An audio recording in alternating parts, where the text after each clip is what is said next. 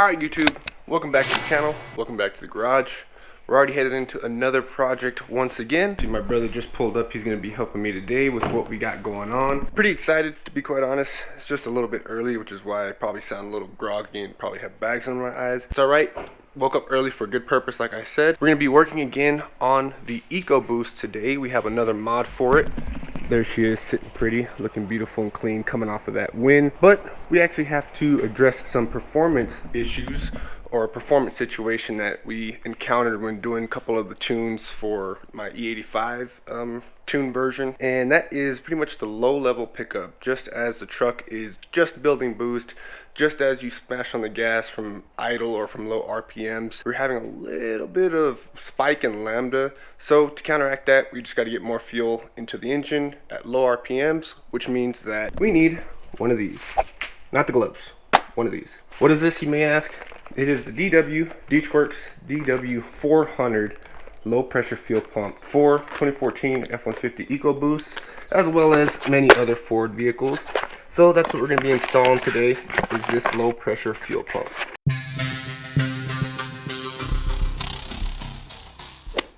Hey bro.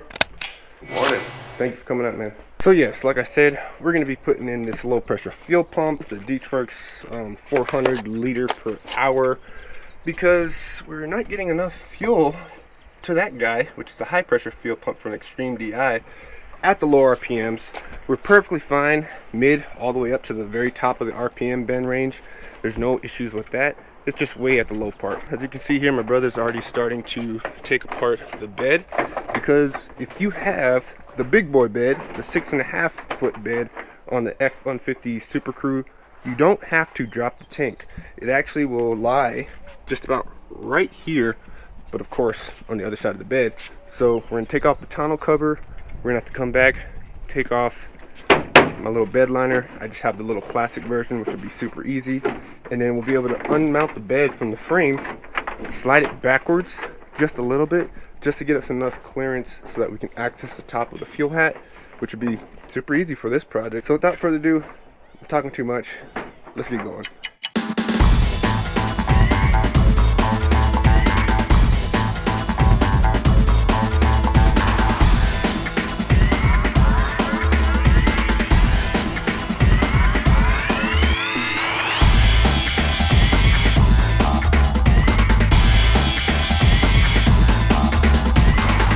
Alright guys, so as you saw, tonneau cover's off, bed liner is out. So now we got the bare bed. I have never actually seen this on my truck. I've always had it on since the day I bought it. But what's next is these 6 bolts here. They're fairly large Torx bolts, it looks like. So there's 2 at the bottom, 2 just below the wheel well, and 2 way up at the top of the bed. That's literally all we'll need to take off the bed from the frame. One thing I have to make sure of, let me climb down, is that I have enough clearance for my backup camera, because I don't want to pull that off. But I'm gonna look up underneath, see if I have enough clearance. If you don't have a backup camera, you don't have to worry about it. You're pretty much ready to unbolt these and have enough room to slide back. Alright guys, I actually lied. You will have to do a little bit more than just take off the bed at this point. So I've disconnected my little license plate lights here. Those were something that looks like they're mounted to the bed surface, and they move down to where the bumper is, as well as this connector right here.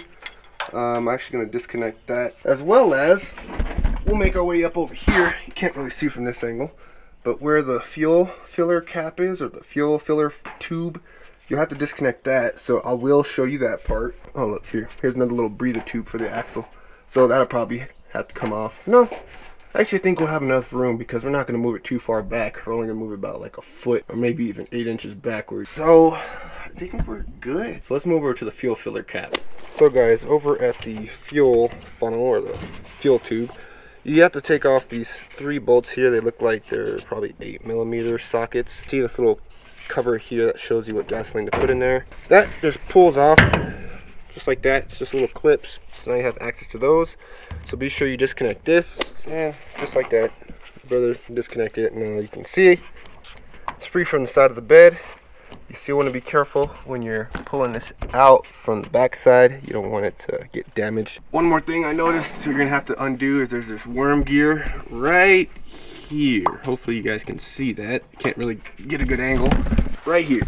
This little worm gear, and it's actually attached to the frame of the bed, and it just kind of holds the hose and the vent tube in place. So just loosen that up as well. Now that that worm gear is loosened, as you can see, the whole fuel funnel, or whatever you want to call it, is free from the bed. So now I think we're actually ready to go up top and undo those big Torx bolts. So when you're undoing these, they're notorious for being extremely difficult. You need a fairly large Torx bit. I have a T50 here. So we're going to use this guy and the giant impact that my brother has, the Cobalt one over there. And that should be more than enough. Let's cross our fingers and let's get untightening. Alright, so let's see how this works. Hopefully I don't break nothing. Oh yeah, impact wrench made it easy. I think we can go up to power 2. Now we're at stage 2, power 2. Alright, let's try this again.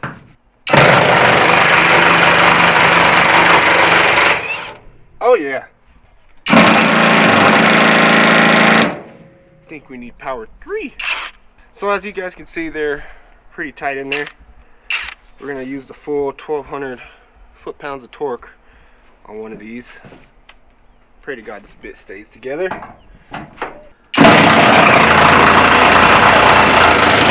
Yeah. Hopefully they all work because there's not a stage 4. It only goes up to 3.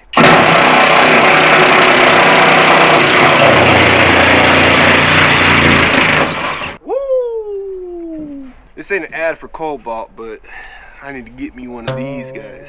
Alright, got them all undone. Take a look at them. Actually, they're actually pretty warm. Tells you how much friction they're under. They're all done, they're all out, and we are almost ready to start sliding this bed back. First project I've ever done that involves removing something this big. Another reason why I brought my brother, who's on the mic right now, or on the camera, because I'm too weak to try to move this by myself. Let me jump down and let's see how this works.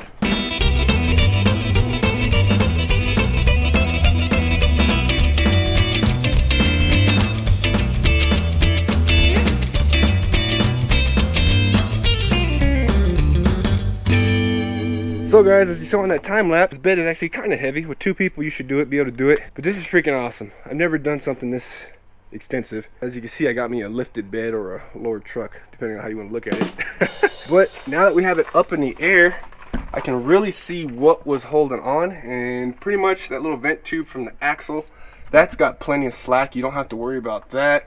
That cable right there, the convoluted tubing, that's my reverse camera. So if you have one, I'm not too sure where that's routed, but that's the only thing that's actually preventing me from going all the way off with this bed. But we don't have to go all the way off, because if you make our way to this side, it's perfect. It is perfect. We can actually probably get a little bit more room. But right there, there's the fuel filter hat. To actually make it even better for us, I may try to figure out how I can undo my reverse camera cable, see if there's maybe a connection or maybe some more slack. Let me see what I can do with that. But nonetheless, that's all you have to do to get this bed off, is those 6 bolts, of course the fuel filter hat, which disconnects like that, and the little license plate lights over there. That was it. That was literally it. And then of course have a big strong man to help you lift it. So next time we gotta be smarter, or I should say I gotta be smarter than the average backup camera. There's a plug right there. So I'm gonna disconnect that real quick, and we actually want to take off the tailgate because we're gonna take off the entire bed itself. So you just undo these bolts right here and you can take it right off. I'm gonna latch you guys onto the trusty dusty high-tech camera stand. Then we're gonna lift up on it and pull it out of the little slots over here at the bottom. Oh, there it is. So now we are ready to actually remove the entire bed itself. Last thing is the little vent tube that you can see hanging there. You're going to disconnect that from the top of your axle, which is right there. Hopefully you can see. We are ready to take this thing off.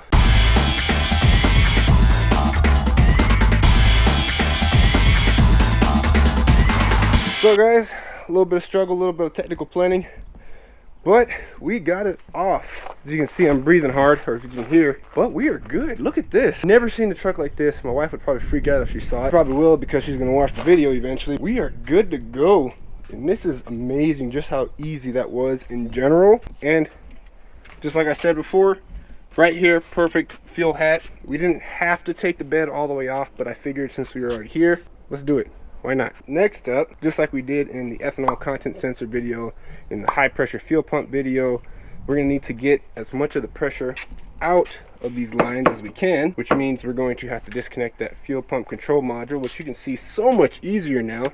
This is what I was removing in all those other videos. So I'm gonna unplug it, start the truck. It's gonna run for a while. It's gonna run all the fuel out of the lines so that once we disconnect this, there won't be all kinds of fuel spilling. I'm trying to think, anything else we need to do, bro? I think we're all set. I think we're all set. Nah, we lied. Let's clean up some of this dirt. Man, I can't get over just how crazy this is, guys. We took this entire bed off. That is freaking awesome. I've never done anything this extensive on any vehicle, yet alone on my pride and joy, the Ecoboost. But you know what? Now that I'm thinking about it, maybe this is the weight reduction that we needed to get down into the 11-second quarter miles. Since all those 2015 plus F150s that are aluminum cans are 700 pounds lighter. So I wonder how it'll work if I ran this down the drag strip like this. All right, so I went ahead and cleaned off this with the air hose and some alcohol IPA. Not super clean, but every bit of loose dirt is gone. So we're good to go and continue from here. I'm actually gonna mark right here on the little clamp ring the orientation it currently is in. One probably right here, one over there, just so I know when it's time to put this back on. Exact orientation that it was in, right there on the fuel pump, on the little ring, down to the fuel tank. Gives me just kind of an idea of the orientation, like I said. So what I'm gonna do, disconnect this bad boy right here, boom, and we're gonna start the truck. So, got the truck started. It's gonna run for a little bit, then it's gonna die. Then we'll try to crank it over a little bit more. Pretty much what it's doing right now is just running the last bit of fuel out of the lines. Full tank. Boom, there you go. So I'm gonna try to crank it over a couple more times. It's gonna give you a bunch of codes like that, low pressure. Boom. Pretty sure we got all of it out. So have some shop towels handy, guys, but what we're gonna go ahead and do is just start disconnecting. There's this little red clip, the famous red clip that Ford loves to use, and I absolutely despise because I struggle with them. There we go. I think that's far enough. Nope, not far enough. I hate these little red clips that Ford uses on every single thing possible. I just don't know how to use them properly, I guess. But there we go. Same idea. They're little quick connects, kind of like up in the engine bay. You undo the clip. There we go. One's released. This one may have fuel in it, so I'm gonna get some shop towels handy. There we go. Pull that up. Pull that off. Good to go. There we go, guys. So I'm gonna get a zip tie.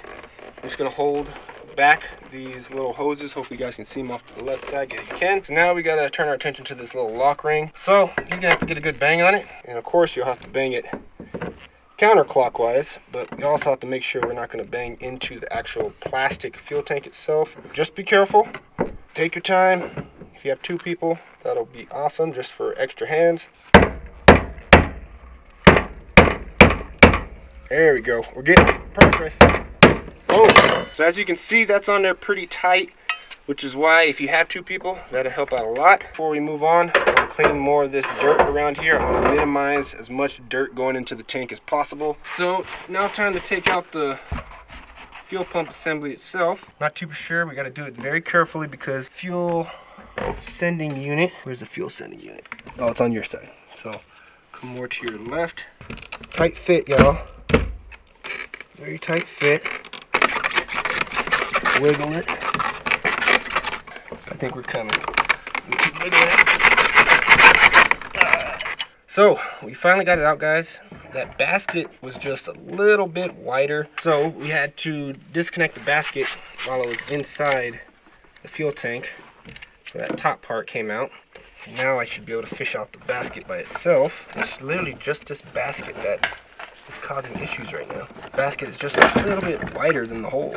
Finally, I was able to fish it out. It's going to be filled with a bunch of gasoline. There's your fuel level sending unit. Gas has got a little bit of debris in it, so I don't want to necessarily dump it back in the tank. Alright guys, so we finally got the whole fuel pressure sending unit out. Here's the bucket. So as you saw, we struggled to get it out of the fuel tank because this basket was just had enough give and it was just wider than the hole that it just didn't want to come out. So we essentially disconnected the basket while it was still inside the fuel tank, and as well as the little siphon tube here and the fuel pressure sending level unit, whatever you want to call this guy. So let's check out what we got here. First off and foremost, we got the fuel pump itself. Holy crap, this thing is huge.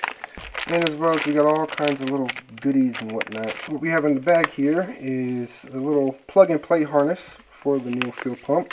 Then we got the little filter, little sock filter that actually go down here on the bottom side of the fuel pump. We got some various clamps, various hoses. These guys are obviously for the larger diameter hose, and these little ones here are obviously for the smaller one down here. Without further ado, let's get disassembling a little bit further. I'm actually going to turn my attention here to the little siphon pump first. So I'm going to try to get this out just by pulling on it.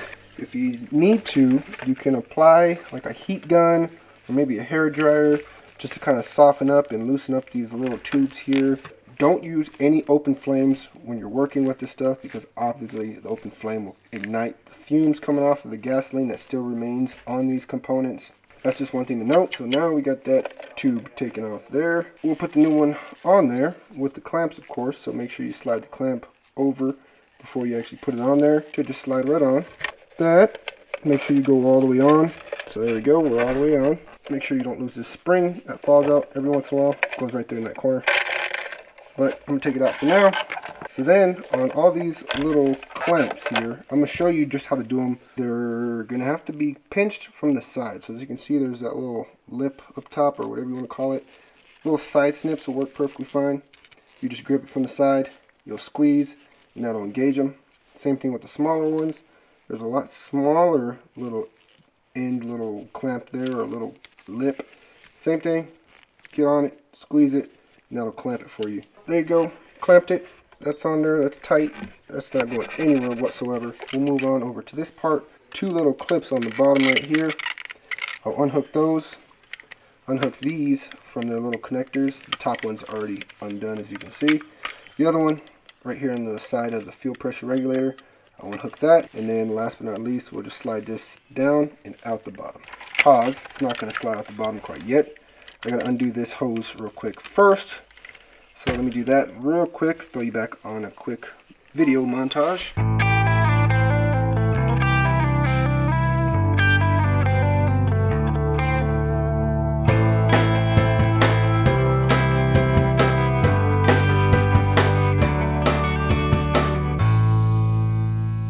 There you go, fuel sock fell off. Here's your old fuel pump, and here is your new fuel pump. Found something out here. I was just unpackaging the fuel pump portion from the bag, and there was like a little plastic film underneath this, or over the top of this pump. Well, you don't have to take it off. It's just the label itself. So I'm assuming the material of it will not cause any issues with inside the tank, but since it comes off so easily, and it's not like fully vacuum sealed on there, fuel would still enter into it. I just went ahead and took it off. So do what you want with that. I'm going to go ahead and get the fuel sock. So you see this guy right here. Lot larger opening. Way larger opening. Which is a big part of why this guy pushes so much fuel in comparison to the OEM style. We're going to go ahead and slide this on the bottom. I'm going to kind of remember the orientation that this old one was, which was kind of like this. They had the fuel sock tucked up on this side. So I'm assuming that's the side that we're going to have most of the clearance for. I'm going to go ahead and get the top portions installed. So go ahead and take off your cap. Make sure you get it all the way on there. Me, I like to do like a push and twist at the same time. It's kind of hard to do it off or on the camera because I'm putting it up against my body. But down to the bottom, just like that. It's all the way down here to the bottom. We'll slide that clamp over, and I'll clamp that down real quick. There we go. Let me get a little bit more on the bottom side. Yeah, this ain't going anywhere. These side cutters are working excellent for these clamps. Now I'll move over to the little plug and play harness. Real simple. All you gotta do is plug it in, which it is indeed keyed. You can see right here there's the little divot or lip. It's marked with the negative and positive, and of course blue is positive, black is negative. There you go. One thing you'll notice right off the back is once you try to start putting your new fuel pump DeatschWerks DW400, you notice it doesn't fit. And that is true, it's not going to fit. You're going to have to modify this guy here by means of, as you can see in here, there's like little ridges, little plastic ridges. I'm going to have to actually shave them down. I'm actually just going to use a little razor here because the diameter of the hole is a lot smaller than the diameter of the fuel pump itself. So yeah, you are going to have to do a little bit of customization. Show you what it looks like now. See all the little ridges. And give me a second, I'll show you what it looks like when I'm done. So now I got it nice and shaved out and ready to go.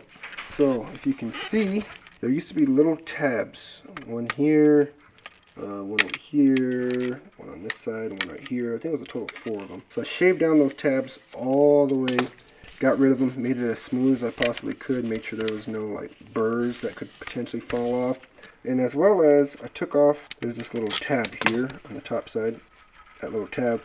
I took off 2 of them. I had to take off the one that was down here and then the one that was over on this side. But now, go ahead and do another test fit. As you can see, slides right in, nice and firm. It's nice, snug, tight fit, and we're ready to assemble. So I'll do this real quick, get this inside all the way down, and I'll show you what to do next. So now that I got that pressed all the way in, I think this is as far down as I can go. We're going to have to adjust the sock itself. I may turn it to the left just a little bit. Try this again. Sorry, I'm hitting the camera. There we go. I think that's going to work. Yeah, I think we're good down there at the bottom.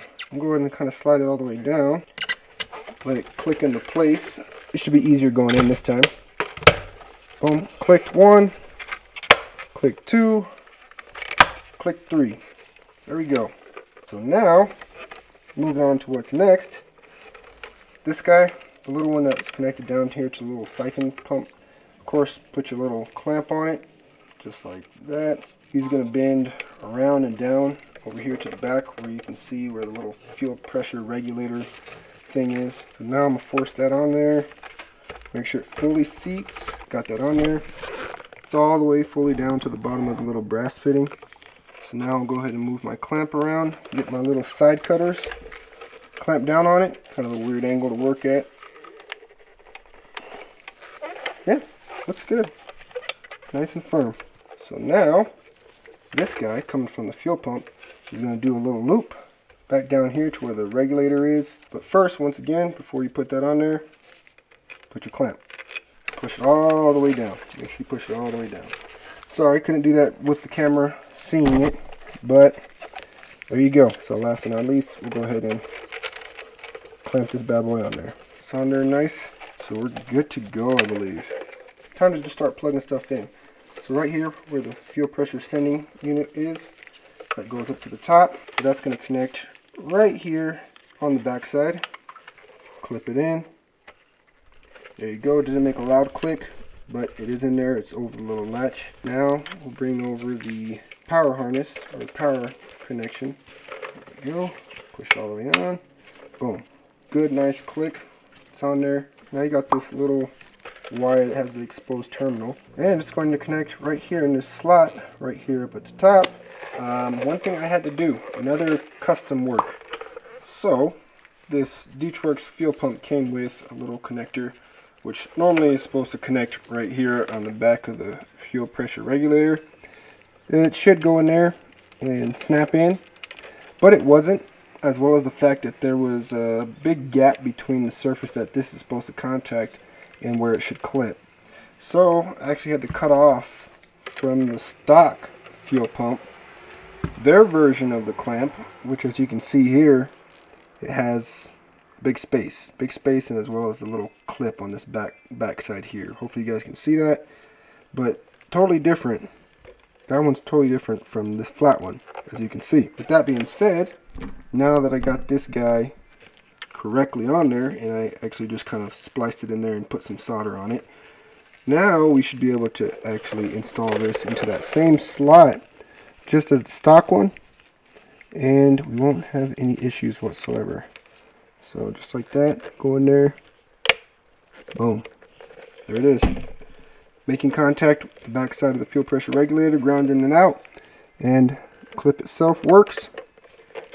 So we're good to go. One thing you want to do before you drop that in there, if you did take it off, put your O-ring back on.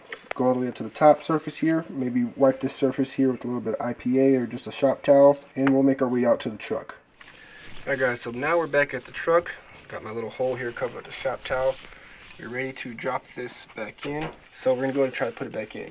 So as far as how we had it in, fuel pressure sending level, whatever you want to call it, was on the driver's side. So we'll make sure we fish that in there nice and carefully. We shouldn't have any issues putting this back in because of the way this thing is shaped. It just didn't want to come out. We should be able to just drop this right back in, just like that.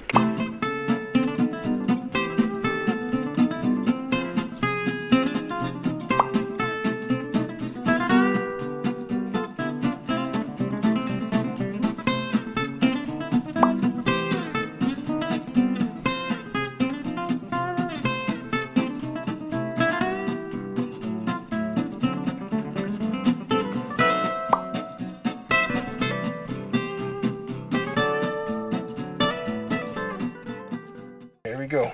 So now we're on, we're lined up. Just make sure that you had your hat in the correct orientation, which is why we had to stop right there and reorient it as far as in relevance to the bucket on the bottom. But we're good to go. Our lines now line up. We actually already got the ring, the snap ring back in. That's lined up with all my marks, and just simply just clicked in the hoses, the little evap hose, and then the fuel hose itself, and then the fuel rail connector for all the power. And then last but not least, make sure you connect the fuel pump control module again. And believe it or not, at that point, you should be good to test. So that's what we're going to do before we get ready to put all the bed and stuff back on. We're going to go ahead and just turn the key to the on position a couple times just to have it build up pressure again, and then we'll start it, and if it runs, it runs. Alright, so we'll cycle it. He says he can hear it. Do this a couple more times. Alright, so now let's go ahead and start it. It may take a second to start, but we'll crank it until it does. Oh, start it right up. Now we're going to kind of watch and look for leaks and make sure there's nothing really leaking.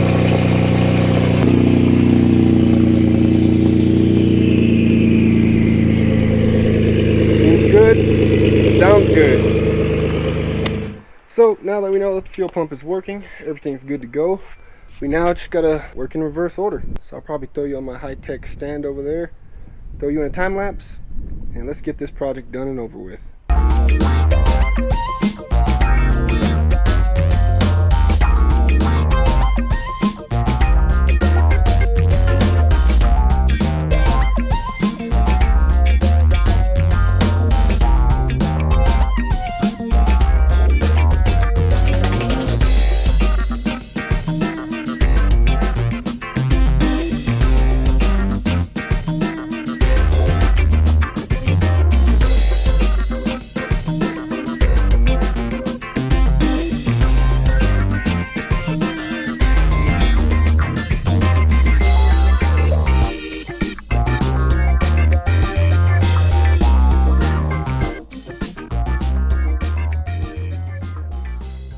And guys, we are now done. The bed is back on. We're back hooked up just like that. That's how you can change out your low pressure fuel pump with the DeatschWerks DW400 liter per hour. And of course, that's if you have the big boy bed, 6.5 foot bed. Otherwise, most other models, you'll actually have to drop the fuel tank. Other than that, we're tired, we're hungry. We're gonna go get some tacos. But we are done for today. This is the first time at the channel. Be sure y'all hit the subscribe button. We got plenty more projects to come. They're going to be awesome, just like this one. We're on our way, the road to 600 horsepower for this Ecoboost. There's a bunch more that needs to be done, which means there's a bunch more videos, which means that you guys don't want to miss out. I think we're good. Y'all have a good one. Make sure y'all subscribe. We'll see y'all in the next one.